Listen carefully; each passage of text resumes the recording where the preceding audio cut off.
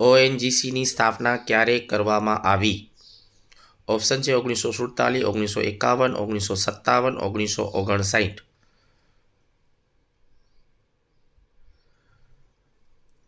સાચો જવાબ છે 1959.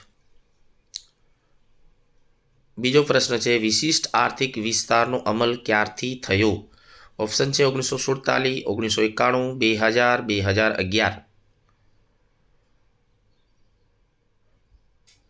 સાચો જવાબ છે વર્ષ 2000.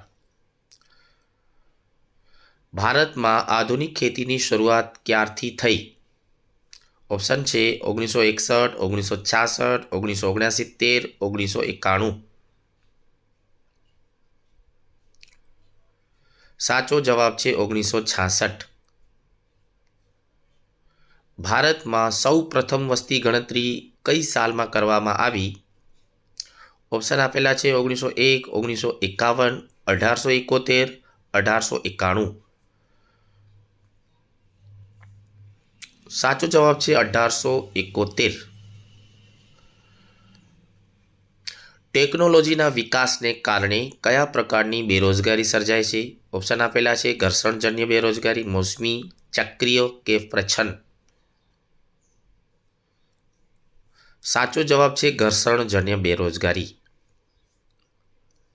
વૃત્તાંશ આકૃતિમાં વર્તુળનું કુલ ક્ષેત્રફળ કેટલું હોય છે? ઓપ્શન આપેલા છે 180 અંશ, 90 અંશ, 360 અંશ કે 560 અંશ. સાચો જવાબ છે 360 અંશ. નીચેનામાંથી કયો આર્થિક વિકાસનો નિર્દેશક નથી? ઓપ્શન આપેલા છે NSI, GDI, TAI કે HPI. આપણો સાચો જવાબ છે NSI. વેપારી બેંકની શાક સર્જનની પ્રવૃત્તિ વધે ત્યારે નાણાંના પુરવઠા પર કેવી અસર થાય છે? ઓપ્શન આપેલા છે વધારો થાય છે, ઘટાડો થાય છે, સ્થિર રહે છે કે નકારાત્મક બને.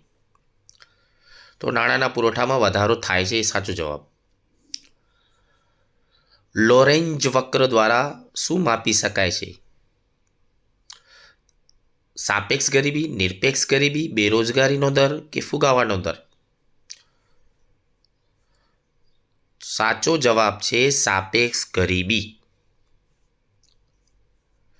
ભગવતી સમિતિ કઈ સમસ્યા માટે રચાઈ હતી? ઓપ્શન આપેલા છે બેરોજગારી, ગરીબી, વસ્તી કે ફુગાવો. સાચો જવાબ છે બેરોજગારી.